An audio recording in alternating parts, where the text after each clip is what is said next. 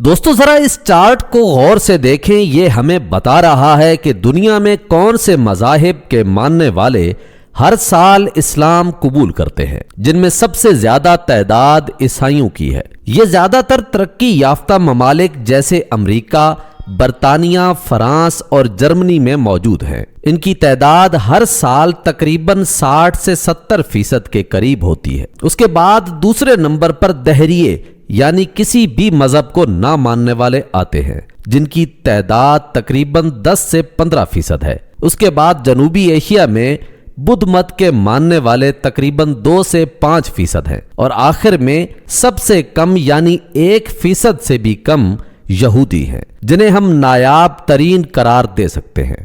یقیناً آپ نے بھی کبھی میڈیا یا سوشل میڈیا پر یہ نہیں سنا ہوگا کہ کسی یہودی نے اسلام قبول کیا ہو۔ عام طور پر لوگ اس کی منطقی وجہ یہ پیش کرتے ہیں کہ دنیا میں یہودیوں کی کل آبادی تقریباً 1.5 کروڑ کے قریب ہے، تو ان کے اسلام قبول کرنے کی شرح دیگر مذاہب کے مقابلے میں کم ہونی چاہیے۔ لیکن اصل وجہ کچھ اور ہے، اور اسے سمجھنے کے لیے ہمیں یہودیوں کے تاریخی پس منظر کو جاننا ہوگا۔ دوستو یہودی مذہب صرف ایک مذہب نہیں ہے، بلکہ ایک نسل بھی ہے۔ ایک شخص خود کو یہودی تبھی کہہ سکتا ہے جب اس کے ماں باپ بھی یہودی نسل سے ہوں۔ یہی وجہ ہے کہ دنیا کے تمام مذاہب کو قبول کیا جا سکتا ہے، لیکن یہودیت کو نہیں، کیونکہ ان کا تعلق صرف ایک مذہب سے نہیں ہے بلکہ اپنی نسلی شناخت سے بھی ہے۔ ان کے نزدیک مذہب چھوڑنے کا مطلب اپنی خاندانی شناخت اور وراثت کو بھی چھوڑنا ہے۔ یہی وجہ ہے کہ کسی یہودی کا اسلام قبول کرنا نہایت مشکل ہوتا ہے۔ عام طور پر لوگ کسی مذہب کو اس میں موجود خرافات، توہم پرستی یا غیر معقول عقائد کی وجہ سے چھوڑتے ہیں، جیسا کہ ہندو مت میں ذات پات کا نظام یا عیسائیت میں تسلیت کا نظریہ۔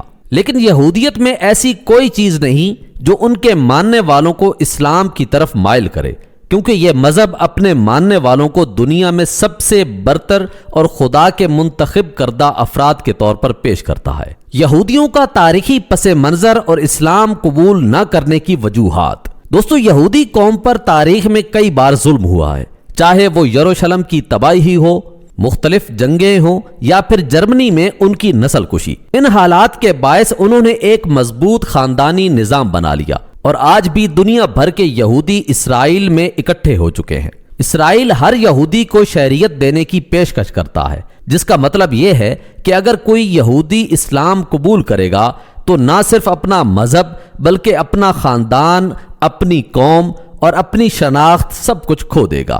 دوسری بڑی وجہ یہ ہے کہ یہودیوں کو بچپن سے ہی ان کے مذہب اور تاریخ کی سخت ترین تعلیم دی جاتی ہے۔ ان کے ذہنوں میں بچپن سے ہی دوسرے مذاہب کے بارے میں ایک خاص نظریہ بھر دیا جاتا ہے، جس کی وجہ سے وہ کسی بھی نئی بات کو سننے کے لیے تیار نہیں ہوتے۔ یہودیت، عیسائیت اور اسلام کا آپس میں تعلق۔ دوستو یہودیت، عیسائیت اور اسلام اصل میں ایک ہی درخت کی 3 شاخیں ہیں، کیونکہ ان کے جد امجد حضرت ابراہیم علیہ السلام تھے۔ یہودی آج بھی مسلمانوں کی طرح ایک خدا کو مانتے ہیں جسے وہ الوہیم کہتے ہیں، جبکہ مسلمان اللہ کہتے ہیں۔ یہودی مسلمانوں کی طرح روزے رکھتے ہیں، قربانی کرتے ہیں، صدقہ دیتے ہیں، سود سے منع کیے گئے ہیں، جادو حرام سمجھتے ہیں، اور خاندان کے نظام کو مضبوط رکھنے پر زور دیتے ہیں۔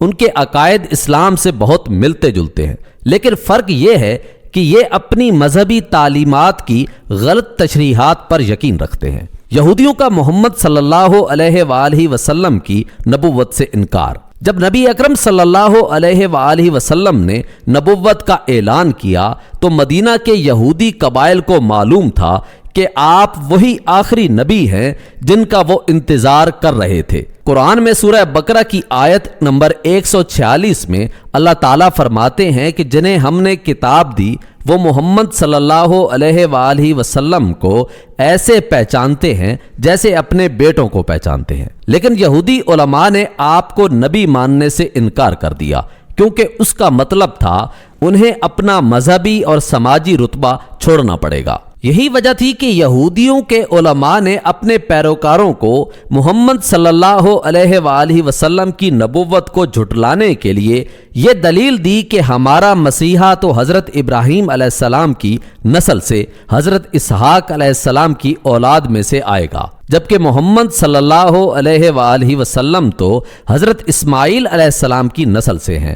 دوستو، یہودی آج بھی اپنے مسیحا کے انتظار میں ہیں، حالانکہ ان کے مذہبی صحیفوں میں حضرت عیسیٰ علیہ السلام کو مسیح اور حضرت محمد صلی اللہ علیہ وآلہ وسلم کو آخری نبی کے طور پر تسلیم کیا گیا تھا، لیکن ان کی مذہبی قیادت نے انہیں ہمیشہ حقیقت سے دور رکھا۔ اور دوستو، یہودی آج بھی اس فکری گمراہی میں مبتلا ہیں اور یہی ان کی سب سے بڑی سزا ہے، جیسا کہ بنی اسرائیل کو حضرت موسیٰ علیہ السلام کی نافرمانی کے نتیجے میں 40 سال تک صحرا میں بھٹکنے کی سزا دی گئی تھی۔ اللہ تعالیٰ سے دعا ہے کہ وہ ہمیں حق کو سمجھنے اور اس پر عمل کرنے کی توفیق عطا فرمائے۔